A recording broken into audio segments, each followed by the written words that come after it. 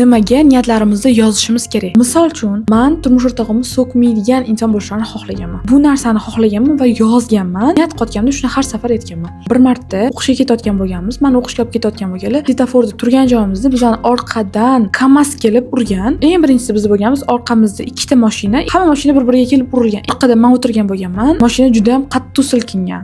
Urishib, bu nima qilding? Har xil vaziyat bo'lishi mumkin, har xil gap aytishlari mumkin edi. Lekin turmush o'rtog'im prosta mashinani chetga olganlar. Mana turmush o'rtog'im etim gapirmadilar. Ani ikkita mashina urishyapti KAMAZchi bilan. No turmushdan prosta chetga olyaptilar. Gai kelgan, gai aytgan, nimaga mashinangizni o'tga oldingiz?